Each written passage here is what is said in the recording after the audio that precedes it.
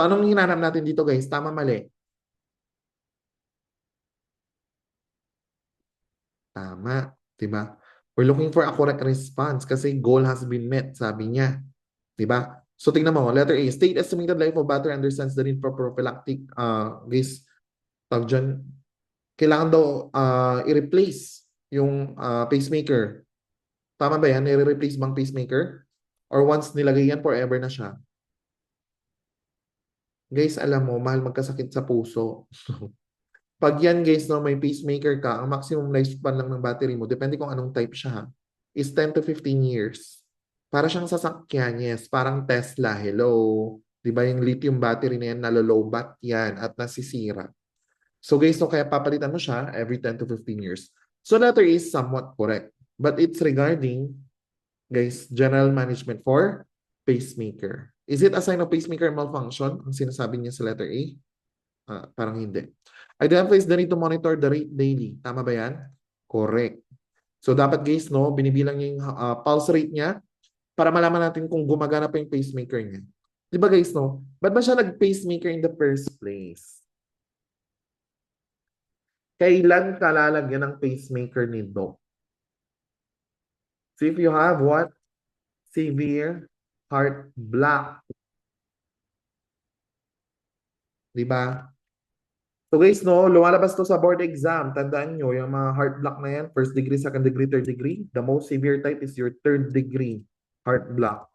Ano ibang tawag sa third degree? A, Mobitz 1, B, Mobitz 2. Sagot, Mobitz 1. So that's your third degree heart block. Dahil hindi na gumagana guys yung normal pacemaker mo, which is your SA node, sinoatrial node. Anong gagawin mo? Palitan mo yun. Or maglagay ka ng device na mag-stimulate dun sa SA node mo to generate the impulse. Kasi guys, no, yung normal heart rate natin is only achieved kapag yung impulse, electrical impulse sa puso is nanggagaling sa SA node. Kaya that's your normal pacemaker nga, di ba? Eh, nasira. So, papalitan mo. So, paano mo guys, again, mapapalitan yung SA node function? Mag-pacemaker ka. So, para malaman mo kung gana siya, di ba, dapat ma-achieve natin yung normal heart rate, correct? So, letter B is correct. You need to monitor the heart rate daily. Gets.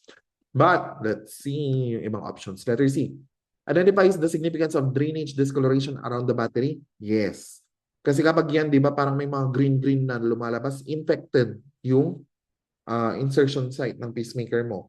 Pero ang tinatanong kasi guys, signs of pacemaker malfunction. We're not talking about the general management for patients with pacemaker. Clear ba? Letter D. Report changes, rate changes, and symptoms such as dizziness and hiccups. Are those signs of pacemaker malfunction? Yes. Kaya sagot dyan guys, letter dog. Tandaan nyo ha. Dog ang sagot. Sir, bakit? Let's talk about the signs of pacemaker malfunction. Diba? Pag naka-pacemaker ka na guys, bilang ng mga araw mo sa mundong ito. Tama? Kaya dahil bilang ng araw mo, sino makikita mo at the end of your life pag naubos yung battery ng pacemaker mo? Si Hodas. So first letter H guys. Signs of pacemaker malfunction. Kapag ikaw, no, sinok ka ng sinok, hiccups ka ng hiccups, guys. That's a sign na nagmamalfunction yung pacemaker mo. Letter O, guys. Kapag yung puso hindi makapump ng maayos, sa tingin mo, mahirapan ka ba huminga? Magkakahypoxia ka? Oo. So, magkakaroon ka ng orthopnea. Or, pwede rin dyspnea. O, di ba? Odas pa more. Letter D. Paano mo malaman na may pacemaker malfunction ka na? Di ba hindi normal yung blood flow? Or kumonting blood supply sa utak mo, ano mangyari sa'yo? Mahihilo ka, girl. Dizziness. And letter A, guys, no? Ano bang trabaho ng pacemaker mo? To maintain the normal heart rate or heart rhythm. Eh, hindi na gumagana. So, magkakaroon ka ng abnormal rhythm. Anong tawag mo doon? Arrhythmia. So, hindi ko nakita yung arrhythmia. Look for palpitation. So, hindi ko nakita yung palpitation sa arrhythmia. Pwede rin siya magkaroon ng chest pain or angina. Kasi kulang na nga yung blood flow. Gets? And the last one, no, dahil kulang yung blood flow or oxygen sa sistema mo, anong mangyari sa'yo? Mahihimatay ka, be. Anong tawag mo doon? So, fainting is called syncope. Diba? Or fainting spells. Or guys, no, madali kang mapagod, fatigue. Kasi kulang yung oxygen sa katawan mo. Kasi hindi makapump ng mabuti yung puso mo. So guys, so those are the symptoms of pacemaker malfunction. So bilang ng araw mo, hello Lucifer, charet. Hello Judas, makikita mo siya. So guys, so far nakuha ba yan? Judas?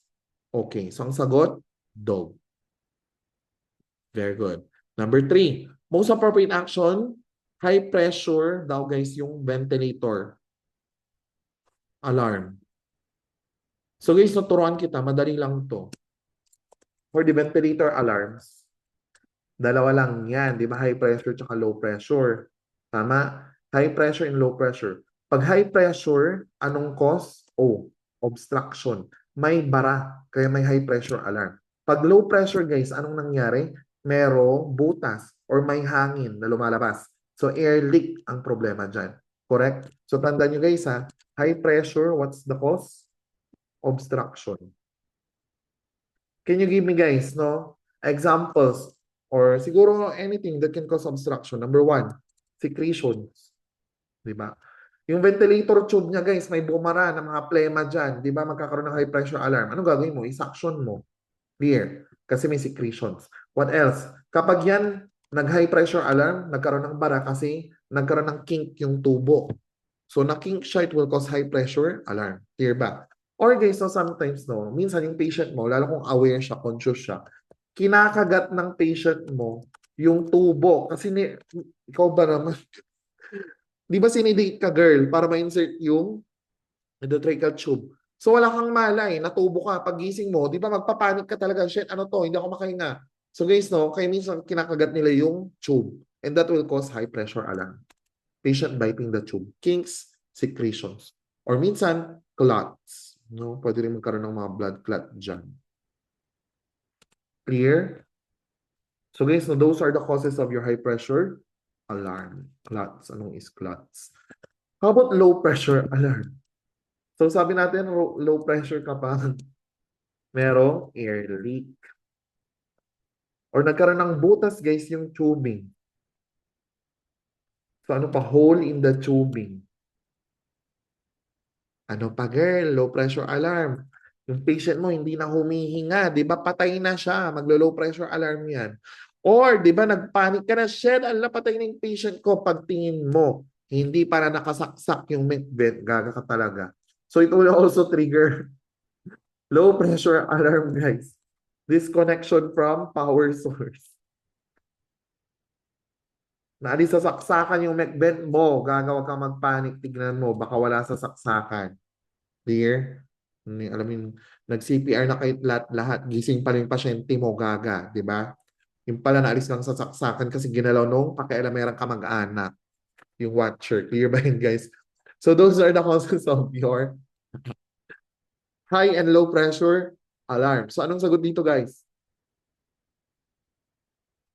High pressure. Check all connection. Pag may na-disconnect, low pressure. So alisin mo yung A. Cough suppressant as ordered, gaga, hindi ka pwedeng mag-cough suppressant. Dapat mag-suction ka. Kasi may secretion, tama? High pressure. So guys, no, tandaan nyo ha, any productive cough or mga secretion plema, hindi pwedeng isuppress yan kasi it will cause infection, pneumonia. Need, assess the need to suction excess sputum? Pwede. Possible answer yan. Suctioning daw. Kasi anong cause ng high pressure? Obstruction due to secretions. Dog, administer morphine, order for fighting the ventilator. Kasi daw yung patient mo kinakagat yung ventilator. So, talaga ba, morphine agad? So guys, if you'll choose C or D, anong best action dyan?